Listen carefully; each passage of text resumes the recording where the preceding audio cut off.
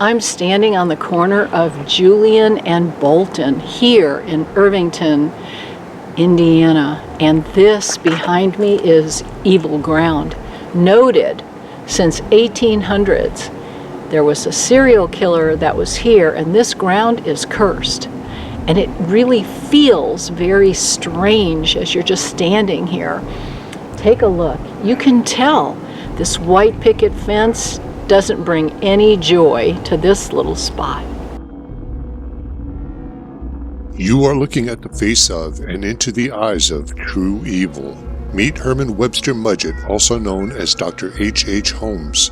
Who is H.H. Holmes, you may ask, and why is he so evil? He looks like he could be anyone's next-door neighbor. I assure you, you would not want to have him as your neighbor. H.H. Holmes was a master swindler and confidence trickster and America's first serial killer. It is believed that he may have murdered as many as 200 people from 1886 until his capture and arrest in 1894. And if that wasn't enough, some believe that he may have been the infamous Jack the Ripper.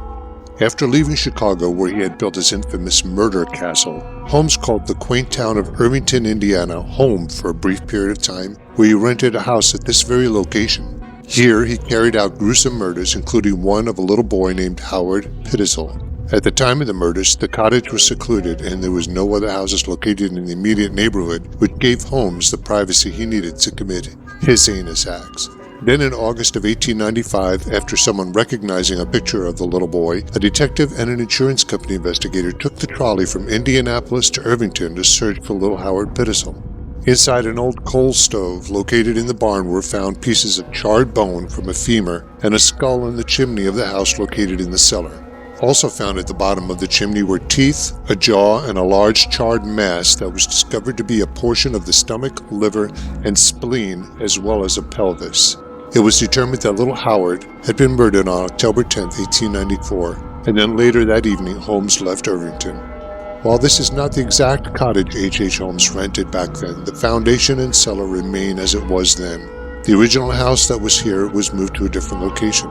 When investigators finally searched Holmes' murder castle in Chicago, they found a nightmarish conglomeration of secret panels and staircases, operating in torture rooms, as a big stove where the remnants of bleached bones and human victims were found.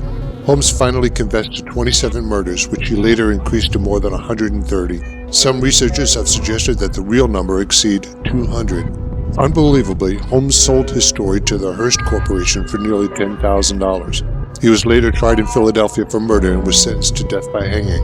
Holmes was quoted as telling the hangman to take his time, and interestingly enough, his neck did not break immediately, and it took nearly 15 minutes for Holmes to die. If you come to this location for yourselves, please be respectful. It's a private property, so please do not trespass or be weird and creepy.